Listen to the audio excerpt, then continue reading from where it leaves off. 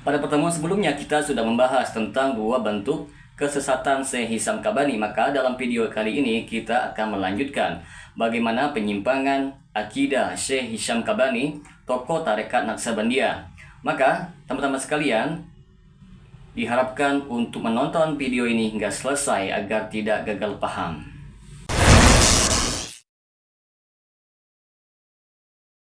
Assalamualaikum warahmatullahi wabarakatuh. Jumpa lagi dengan saya Rio Mulyadi di channel Manhaj Dakwah. Pada episode kali ini kita akan membahas Syekh Hisham Kabani lebih lanjut. Salah satu bentuk kesesatan Syekh Hisham Kabani adalah penodaan terhadap syariat Islam. Di dalam jurnal Al-Haq koleksi 1 edisi Maret sampai Juni tahun 2005 yang diterbitkan oleh Yayasan Haqqani Indonesia, Hisham Kabani bercerita dengan judul Wanita Inggris Itu. Isinya ialah seorang wanita masuk ke ruangan pertemuan, berbusana cantik dan tidak berkerudung. Apakah beliaunya bernama Syekh Abdullah Faiz Dagestani? Tanya si wanita itu. Maka mereka pun menjawab, ya. Maka wanita itu pun menghampiri Grand Syekh, lalu memeluk dan mencium beliau. Dan kemudian dia menangis. Para ulama yang hadir mulai berbisik-bisik.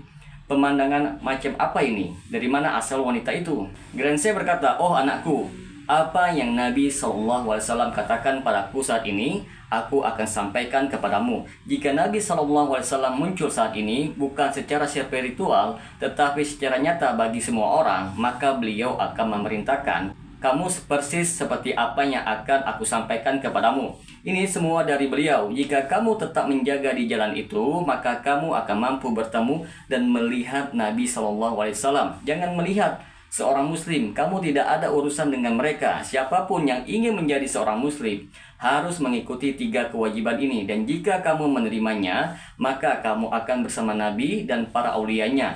Dan jangan kamu dengarkan yang lain. Yang pertama, begitu kamu membuka mata saat bangun pagi, ucapkan asyhadu alla ilaha illallah wa asyhadu anna muhammadar rasulullah. Aku bersaksi bahwa tiada Tuhan selain Allah dan Muhammad adalah utusannya. Kemudian minta ampun kepada Allah Subhanahu wa Ta'ala dan bacalah berulang kali astagfirullah sebagai pelindung bagimu sepanjang hari agar tidak terjatuh ke dalam dosa. Yang kedua, kamu hanya perlu mengetahui ibadah 5 kali, yaitu sebelum matahari terbit, siang hari, 1 atau 2 jam sebelum matahari tenggelam, ketika matahari tenggelam, dan 1 jam setelah matahari tenggelam. Kerjakan 5 kali sujud saja, 1 kali setiap ibadah. Ucapkan Allahu Akbar dan bersujudlah. Ketika sujud katakan, ya Allah, Engkau adalah Tuhanku dan aku adalah hambamu. Aku beriman kepadamu, beriman kepada semua utusan-utusanmu dan beriman kepada utusanmu Muhammad SAW. Hanya itulah yang perlu kamu ucapkan, tidak perlu membaca yang lain. Lakukan hal ini pada setiap ibadah 5 kali sehari. Yang ketiga, sebelum kamu tidur, katakan di depan tempat tidurmu, ya Allah, ampunilah apapun yang telah aku perbuat sepanjang hari ini, dan siapapun yang menyakitiku sepanjang hari ini, aku memaafkan mereka semua. Lalu ucapkan lagi syahadat 3 kali dan astagfirullah 3 kali. Inilah yang aku ajarkan kepada seorang wanita di Bombay tentang ibadah selain mengajarinya tentang spiritualitas. Jika engkau terus mengamalkan hal ini, maka akan dicatat sama dengan melakukan sholat 5 waktu seperti yang dilakukan oleh semua muslim. Jangan bertanya kepada ulama, jangan mendengarkan kata mereka, wahai wanita. Itu menjawab, baik ya Syekh. Kita dapat menilai bahwa cara beribadah yang diajarkan seperti yang telah ditulis oleh Syekh Hisham Kabani yang telah kita sampaikan itu sangat menyimpang dan sesat serta menyesatkan. Syariat Islam telah menjelaskan bahwa kewajiban melaksanakan ibadah sholat telah termaktub di dalam Al-Quran dan tata caranya telah dicontohkan oleh Rasulullah SAW. Tidak ada tata cara sholat selain apa yang telah Nabi Muhammad ajarkan kepada para sahabatnya dan termaktub di dalam hadis-hadis beliau. Membuat tata cara sholat baru dan mengajarkannya kepada orang lain adalah sebuah bentuk penodaan terhadap ajaran Islam dan penghinaan terhadap Allah dan Rasulnya, serta pengingkaran terhadap syariat Islam. Pernyataan untuk tidak bertanya kepada para ulama dan jangan mendengarkan apa yang dipatwakan atau dikatakan oleh para ulama adalah pernyataan yang sangat merendahkan martabat atau kedudukan para ulama. Padahal Allah Subhanahu wa taala berfirman, di antara hamba-hamba Allah yang takut kepadanya hanyalah para ulama. Quran Surat Fatir ayat 28. Dan Rasulullah telah menyatakan bahwa para ulama adalah pewaris para nabi. Selanjutnya teman-teman sekalian, Syekh Hisham Kabani menyebarkan doktrin yang menyesatkan di dalam tulisan Syekh Hisham Kabani yang berjudul Pikiran Buruk, tertulis doktrin tarekat Naqsabandi terhadap para pengikutnya, yaitu suatu hari Maulana Syekh Nazim berkata, saatnya membahagiakan bagi seorang syekh bukanlah ketika ia melihat muridnya sedang beribadah, berzikir, menghadiri suhbah ataupun sedang berpuasa. Namun ketika beliau melihat ke dalam hati muridnya dan beliau tidak menemukan prasangka buruk di dalam hati muridnya akan syekhnya. Perkataan Syekh Nazim ini dapat kita lihat juga di dalam majalah Ahlul Haq koleksi 1 Juni 2005 halaman 17.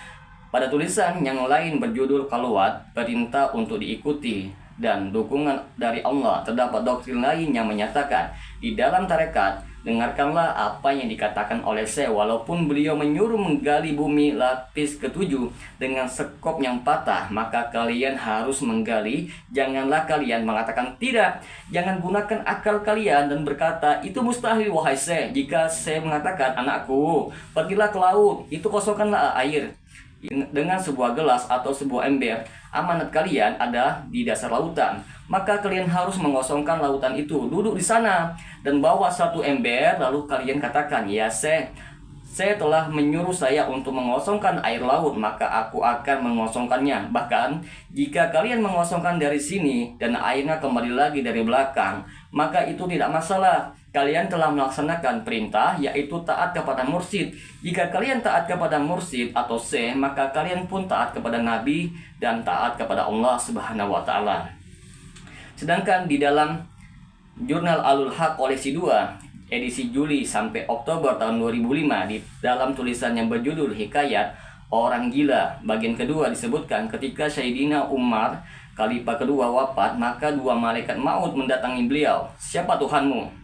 Sayyidina Umar mempunyai watak yang keras dan beliau diam saja ketika pertanyaan itu diajukan. Apa agamamu? Beliau tetap diam. Apa kitabmu? Tetap tidak ada jawaban. Akhirnya mereka harus membawa beliau menuju neraka. Sayyidina Umar berkata, aku tidak mendengar apa yang kau ucapkan. Mendekatlah ke sini. Mereka mendekat dan mengulang pertanyaan tadi. Aku masih belum mendengar. Lebih dekat lagi. Siapa Tuhanmu? Sayyidina Umar segera mengepalkan tangan dan memukul tepat di mata malaikat mungkar. Para aulia mengatakan bahwa malaikat mungkar hanya memiliki satu mata saja. Itu akibat dipukul oleh Sayyidina Umar. Masya Allah. Ini dongeng dari mana teman-teman sekalian? Kok bisa Umar memukul malaikat maut? Menariknya di sini teman-teman sekalian, doktrin-doktrin seperti ini sudah menjadi ciri khas setiap aliran sesat, sesuatu yang tidak masuk akal, yang sengaja mereka ciptakan dan ajarkan kepada para pengikutnya agar mereka ditaati oleh para pengikutnya. Dan ini sungguh luar biasa kisah Umar menurut versi mereka ini yang berani meninju mata malaikat, padahal malaikat jelas lebih kuat dan lebih hebat daripada manusia yang hanya diciptakan dari setetes air mani. Hal ini sama dengan ucapan Abu Jahal yang menghina firman Allah Subhanahu wa Ta'ala yang dibacakan oleh Nabi Muhammad bahwa neraka jahanam dijaga oleh 19 malaikat. Kemudian Abu Jahal berkata kepada teman-temannya, wahai teman-temanku, Muhammad telah mengatakan bahwa penjaga neraka jahanam itu hanya 19 malaikat. Kalian adalah orang-orang yang kuat dan banyak jumlahnya. Apakah mampu 100 orang dari kalian untuk mengalahkan satu malaikat? Padahal walaupun berkumpul orang-orang hebat yang ada di dunia ini sejak zaman Nabi Adam sampai hari ini untuk mengalahkan satu malaikat, maka mereka semua tidak akan mampu mengalahkan malaikat walaupun mereka semua mengeroyok satu malaikat. Hisham Kabani juga sering menyebut-nyebut nama Abdullah Al-Faiz Dagestani. Siapakah sosok Abdullah Al-Faiz Dagestani? Di dalam tarekat Naqsabandi Haqqani ada yang disebut dengan istilah mata rantai Naqsabandi Haqqani. Mata rantai ini dimulai dari Rasulullah Muhammad SAW. Ternyata Abdullah Faiz Ad-Dagestani menempati posisi ke-39. Kemudian posisi ke-40 adalah Muhammad Najim Adil Al-Haqqani.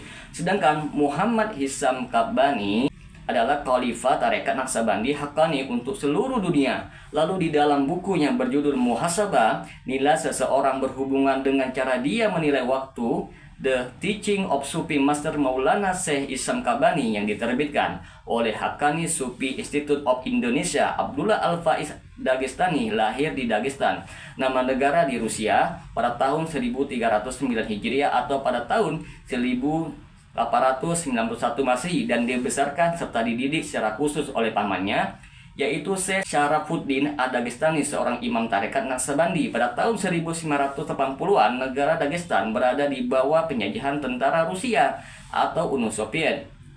Paman dan ayahnya memutuskan untuk pindah ke Turki. Syekh Syarafuddin merawat dan melatih Syekh Abdullah dengan disiplin spiritual secara intensif dan melatihnya berzikir dengan durasi yang cukup lama. 6 bulan setelah pernikahannya, Abdullah Al-Faiz Dagestani diperintahkan untuk memasuki khalwat selama 5 tahun.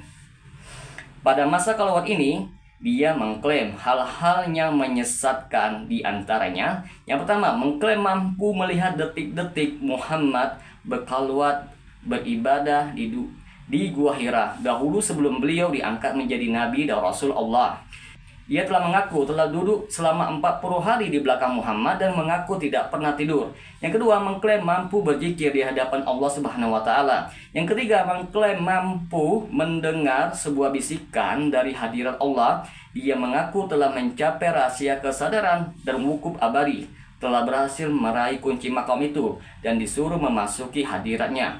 Dalam tingkatan seseorang yang mampu berbicara dengan Tuhannya, seperti tingkatan Nabi Musa alaihissalam ketika beliau berbicara dengan Allah di Bukit Tur. Kemudian dia juga mengklaim beberapa pengakuan aneh pada saat Abdullah Al-Faiz Dagestani menjadi pasukan tentara Ottoman atau Turki Utsmani. Dia mengklaim beberapa hal, di antaranya ialah: satu, ketika dia tertembak dan sedang sekarat, dia mengklaim melihat Nabi Muhammad SAW dan beliau pun menghampirinya seraya berkata, "Oh anakku, engkau ditakdirkan untuk meninggal di sini. Namun kami mesti memerlukanmu di bumi ini, baik secara spiritual maupun fisik."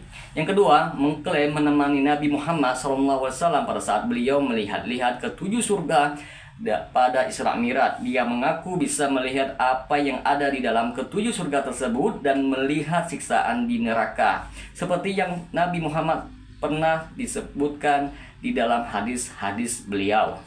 Yang ketiga, mengklaim menerima tugas kembali ke dunia setelah ruhnya diangkat ke hadirat Allah Subhanahu wa Ta'ala. Inilah di antara doktrin-doktrin sesat yang dihembuskan oleh Hisham Kabani ke dalam masyarakat Muslim Indonesia. Mudah-mudahan Allah Subhanahu wa Ta'ala selalu melindungi kita semua dari serangan musuh-musuh Islam. Semoga dengan sedikit penjelasan ini dapat memberikan manfaat bagi teman-teman sekalian, dan apabila channel ini memberikan manfaat bagi teman-teman sekalian, silakan subscribe dan share. Semoga bermanfaat. Assalamualaikum warahmatullahi wabarakatuh.